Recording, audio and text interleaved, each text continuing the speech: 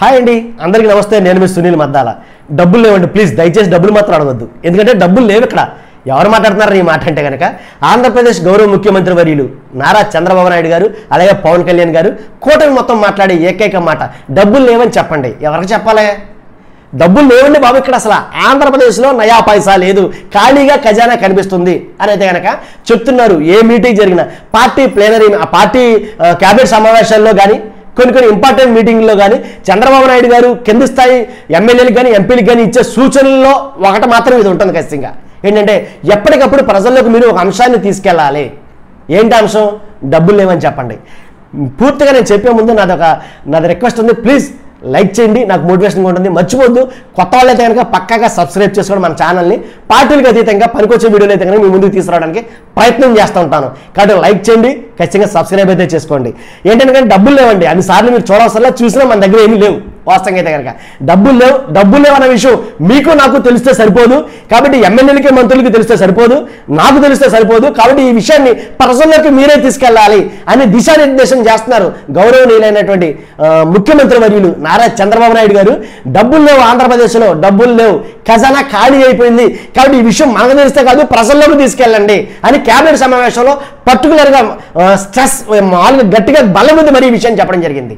ఏం డబ్బులు లేవంటారు నిజంగాను అంటే? నాకు తెలిసినంత వరకు జగన్మోహన్ రెడ్డి గారి ప్రభుత్వం ఏదైతే దిగిపోయిందో, ఆ దిగిపోయిన తర్వాత చంద్రబాబు నాయుడు గారికి అధికారం వచ్చిన నాటికి ప్రభుత్వ ఖజానాలో 5,000 కోట్ల రూపాయలు ఉన్నాయని అధికారికంగా నిర్ధారించారు. 5,000 కోట్లు.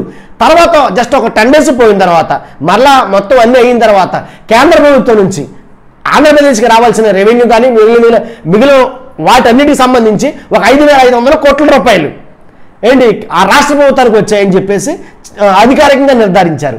అంతేకాదు కొన్ని వేరే స్కీముల ద్వారా మళ్ళీ ఒక 5-6 కోట్ల రూపాయల దాకా వచ్చారు. తర్వాత అప్పులు వారానికి చేసిన అప్పులు 7,000 కోట్ల రూపాయలు ఎంతో. కాబట్టి 2 వారాలకే 14,000 కోట్లు ఎంతో చేశారు. మొత్తం మీద కలిసి ఎల్లగానే ఒక 50,000 కోట్ల రూపాయల దాకా ఉన్నాయి. డబ్బులు ఏమంటారండి ఖజానాలో? కదా మీరు ఇచ్చే హామీలకి ఆ డబ్బులు సరిపోవని చెప్పండి అని కొంతమంది రాజకీయ విశ్లేషకులు మాట్లాడుతున్నారు. మన మాట కూడా అదే. కాబట్టి డబ్బులు లేవని కాదు, ఉన్న డబ్బులు సరిపోవు. ఎందుకంటే మనం ఇచ్చినటువంటి హామీలకి, ఎందుకంటే చాలా హామీలు ఇచ్చాం, వాటన్నిటికీ ఫుల్ఫిల్ చేయాలంటే కొన్ని లక్షల కోట్ల రూపాయలు అయితే కనుక అవసరం, ప్రతి సంవత్సరం అవసరమే.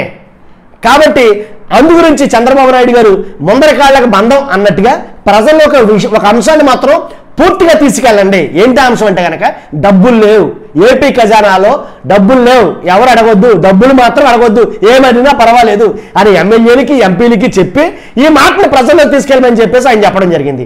ఆ మాట మీకు చెప్పాలని నేను ఈ మాట చెప్తున్నాను అనమాట. కాబట్టి మీరు కూడా ఏం అడగండి, ఆంధ్రప్రదేశ్ ఖజానాలో డబ్బులు లేవంట. కాబట్టి డబ్బులు ఉన్నాయంటారా లేవంటారా ఏంటనేది మీ అభిప్రాయం తెలుసుకోవాలనుకుంటున్నాను. ఖచ్చితంగా మీ అభిప్రాయం ఏమైనా సరే కామెంట్ రూపంలో తెలియజేయండి. ఆంధ్రప్రదేశ్ డబ్బులు లేకపోవడానికి కారణం ఎవరు? అసలు ఎందుకని డబ్బులు లేవంటున్నారు? కాబట్టి అప్పు అనేది లేకుండా చేస్తాం, సంపద సృష్టిస్తాం అన్నారు. ఆ మాట గుర్తుందో లేదో మీకు?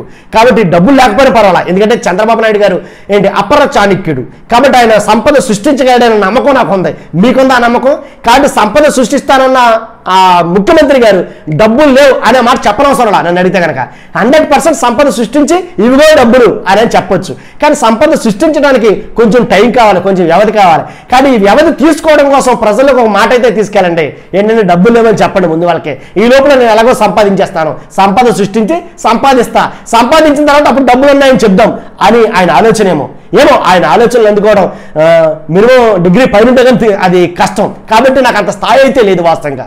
కాబట్టి నేను అందుకోలేకపోతున్నానేమో డౌట్ నాకు ఉంది. కాబట్టి నిజంగా ఆ స్థాయి ఉన్న వాళ్ళు ఎవరైనా సబ్స్క్రైబర్లు ఉంటే కనుక ఖచ్చితంగా అంటే మినిమం డిగ్రీ పై స్థాయి ఉన్న వాళ్ళకి అర్థం అవుతుంది. కాబట్టి ఆ స్థాయి ఉన్నవాళ్ళు ఉంటే కనుక మీ అభిప్రాయాన్ని అమూల్యమైన అభిప్రాయాన్ని కామెంట్ రూపంలో తెలియజేయండి. సంపద సృష్టించడం ఎలా మీకు ఎవరైనా తెలిస్తే కనుక, సంపద సృష్టించడం ఎలా ఏమైనా తెలిస్తే కనుక మీ అమూల్యమైన అభిప్రాయాన్ని కామెంట్ రూపంలో తెలియజేయండి. నేను కూడా తెలుసుకుంటా. ఓకే, చూస్తున్నా మీరందరూ కూడా ఖచ్చితంగా మన వీడియోని అయితే కనుక లైక్ చేయండి, మన ఛానల్ సబ్స్క్రైబ్ చేయండి. Thank you very much.